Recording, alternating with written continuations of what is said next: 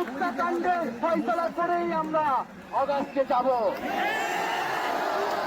Hello guys, welcome to my channel. তো আশা করি ভালো আছো, যদিও দেশের পরিস্থিতির কারণে আমাদের মন মানসিকতা তেমন ভালো নেই। তারপরও আমাদের আজকে একটা কি বলে মানে আমাদের বৈষম্য বিরোধী যে ছাত্রদল আছে তার মধ্যে একজন সমন্বয়ক নাহিদ, সে আজকে এক দফা দাবি নিয়ে সরকারের পতন চেয়েছে। তো এরকমই আজকে শহীদ মিনারে সে তার বক্তব্য দিয়েছে, তো সেটা আমরা দেখব। তো এই ভিডিওটি নেওয়া হয়েছে জাগো নিউজ চ্যানেল থেকে। তো ফুল ক্রেডিট দেওয়া হলো জাগো নিউজ চ্যানেল থেকে। আর তোমরা যারা নতুন আছো অবশ্যই আমার চ্যানেলটিকে সাবস্ক্রাইব করে দিও এবং লাইক কমেন্ট শেয়ার করে দিও। অ্যান্ড যারা এফবি থেকে দেখছো তারা অবশ্যই আমার পেজটিকে ফলো করে দিও এবং লাইক কমেন্ট শেয়ার করে তোমার বন্ধুদের দেখার সুযোগ করে দিও।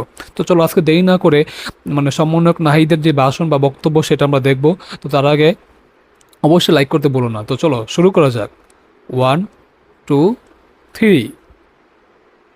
এখনো কিন্তু আমরা অগাস্ট মাসে যাইনি, আমরা এখনো জুলাই মাসে আছি। এই জুলাই হত্যাকাণ্ডের ফয়সালা করেই আমরা অগাস্টে যাব। ঠিক।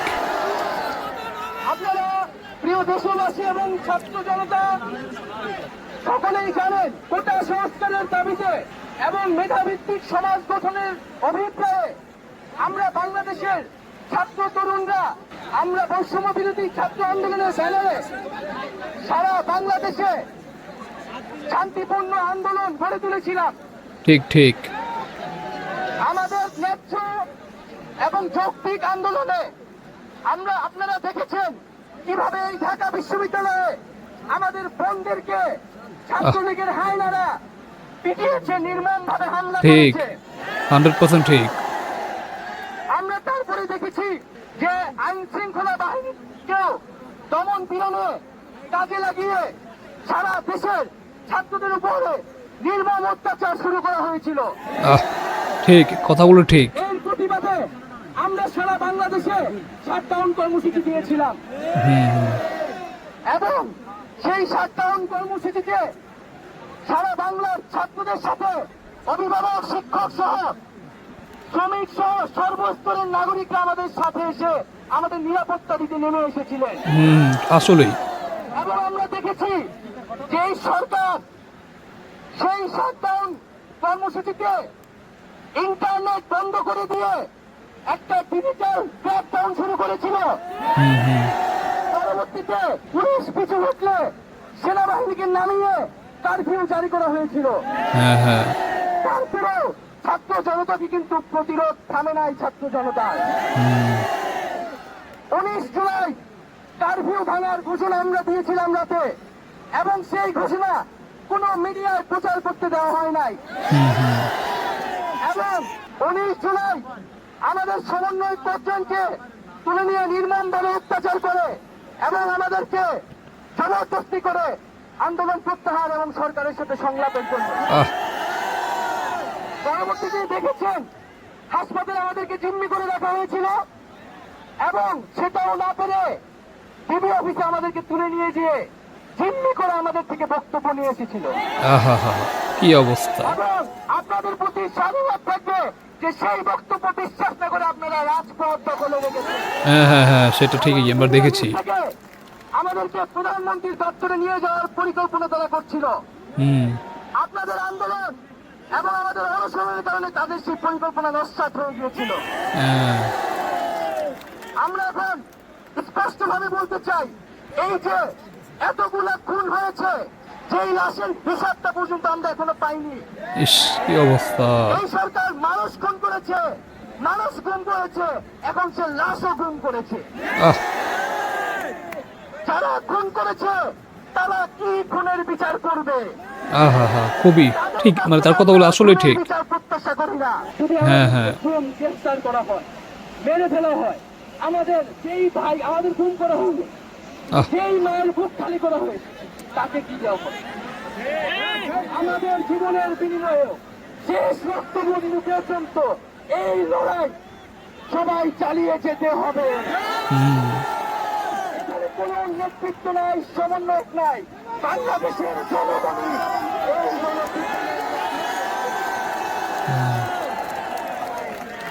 আমরা কিন্তু 71-এর অসহযোগ ঘোষণা করেছি।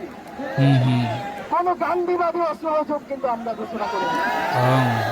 আমরা শান্তিপূর্ণ থাকবো যদি আপনারা অস্ত্র না চালান, আপনারা গুলি না চালান, কিন্তু ঠিক। যদি শিক্ষার্থীদের জন্য উপরে, নাগরিকদের উপরে অস্ত্র চলে, তাহলে কিন্তু প্রতিরোধ গড়ে তোলা হবে। আহ, আমরা হুকুমে আসামি, তার বিচার চাই। আপনারা বিচার চান কেন তারা খুন করতে আপনাদেরকে বাধ্য করা হচ্ছে? আহ, আমরা সকল গণহত্যার বিচার করব এই বাংলার মাটিতে। হুম, সর্বস্তরের নাগরিকদের উপরে, ছাত্রদের উপরে এই যে ব্লক রেটে গ্রেফতার করা হচ্ছে, গুম করা হচ্ছে, নির্যাতন করা হচ্ছে, আমাদের ছাত্র নেতা, সমন্বয়ক এবং সাধারণ শিক্ষার্থী তাদের মোবাইল চেক করে তাদেরকে বাসা থেকে গ্রেফতার করে নিয়ে যায়। আহা, খুবই দুঃখজনক। একদিকে গ্রেফতার, নিপীড়ন, নির্যাতন, আর অপরদিকে আমাদেরকে সংলাপের জন্য আহ্বান জানাবো। আজকে কুমিল্লাতে হামলা হয়েছে এবং ঠিক ঠিক, আজকে কুমিল্লা তো অনেক হামলা হয়েছে, অনেক নিহত হয়েছে গাইস। আমরা শহীদ হইতে ভয় পাই না। ঠিক, আমাদের জন্য এই বাংলাদেশের জনগণ নেমে এসেছিল। আমরা এই জনগণকে মুক্ত করতে এখন আমরা সব আবার রাস্তায় নেমে এসেছি। ঠিক, আপনাকে স্যালুট ভাই, স্যালুট। আমরা আজকে এক দফার দাবিতে আজকে এখানে হাজির হয়েছি এবং আমরা জীবনের নিরাপত্তা, বাংলাদেশের মানুষের জীবনের নিরাপত্তা, সমাজের ন্যায় বিচার প্রতিষ্ঠার জন্য আমরা এক দফার সিদ্ধান্তে উপনীত হয়েছি। ঠিক, এই সরকার কোনোভাবেই আর এক মিনিটও ক্ষমতায় থাকার গণভবনের দরজা খোলা আছে। হুম হুম, আমরা আমরা সাধুবাদ জানাই যে তিনি আগেই বুঝতে পেরেছেন যে গণভবনের দরজা খোলা রাখতে হবে। আমরা খুব স্পষ্ট কথা, শুধু শেখ হাসিনাকে পদত্যাগ করলেই হবে না। এই যে খুন, লুটপাট, দুর্নীতি এই দেশে হয়েছে, তার বিচার হতে হবে। ঠিক আমরা পদত্যাগ দিয়ে তাকে কোনো এক্সিকিউট দিতে চাই না। ঠিক, তাকে পদত্যাগ করতে হবে, বিচারের আওতায় আনতে হবে এবং শুধু শুধু শেখ হাসিনা নয়, পুরো মন্ত্রী পরিষদ, সরকার সবাইকে পদত্যাগ করতে হবে ঠিক, এবং এই যে রেজিম, এই যে ফ্যাসিবাদী শাসন ব্যবস্থা, এটাকে বিরোধ করতে হবে এবং আমরা এমন একটি বাংলাদেশ গঠন করতে চাই, এমন একটি রাজনৈতিক বন্দোবস্ত তৈরি করতে চাই যেখানে আর কখনোই কোন ধরনের স্বৈরতন্ত্র, কোন ধরনের ফ্যাসিজম ফিরে আসবে না। ঠিক। এই এক দফার উদ্দেশ্যে আমাদের এক দফাটি হলো শেখ হাসিনা সহ এই সরকারের পতন এবং ফ্যাসিবাদের বিরোধ। আগের সকল হত্যা, গুম, নিপীড়নেরও বিচার করা হবে। ঠিক, সকল রাজবন্দীদের মুক্তি নিশ্চিত করতে হবে। জনগণকে আমরা আহ্বান করছি, আপনারা যে স্বতঃস্ফূর্ত ছাত্র নাগরিক অভ্যুত্থান শুরু হয়ে গেছে, তার সাথে এসে যোগ দিন। ঠিক, পাড়ায় পাড়ায়, মহল্লায় মহল্লায় সংগঠিত হন এবং আমরা খুব দ্রুতই বৈষম্যবিরোধী ছাত্র আন্দোলন থেকে ছাত্র নাগরিক অভ্যুত্থানের জন্য সর্বস্তরের নাগরিক, ছাত্র সংগঠন এবং সকল পেশাজীবী মানুষের সাথে মিলে সম্মিলিত মোর্চা ঘোষণা করব। ঠিক, সকলের সাথে আলোচনার মাধ্যমে ভবিষ্যৎ বাংলাদেশ, বাংলাদেশের জাতীয় রূপরেখা আমরা খুব শীঘ্রই আপনাদের সামনে হাজির হব। ঠিক, ঠিক, আমরা জনগণকে সর্বাত্মক অসহযোগ আন্দোলনে নামার আহ্বান জানাই। সর্বাত্মক অসহযোগ আন্দোলন চলবে। এই খুনি সরকারকে আমরা কোনোভাবে সমর্থন দিব না, কোনোভাবে কোঅপারেট করব না ঠিক, এবং যদি কোনোভাবে ইন্টারনেট বন্ধ করা হয়, যদি কোনোভাবে কারফিউ দেওয়া হয়, জরুরি অবস্থা দেওয়া হয়, আমরা তা আজকে থেকেই বলে দিলাম, আমরা তা প্রত্যাখ্যান করি। ঠিক,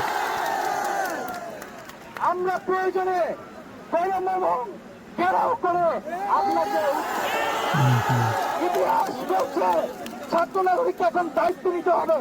আমাদের দাবি জানানোর কেউ নাই, আমাদেরকে আমাদের দাবি বাস্তবায়ন করতে হবে। ঠিক, ঠিক, ঠিক, ঠিক। তো যাই হোক গাইস, ভিডিওটি শেষ হয়ে গেলো এখানেই। তো এখানে কি বলে সমন্বয়ক নাহিদ, তো উনি ওনার যে এক দফা দাবি এটা এখন উনি মানে বলে শেষ করলো।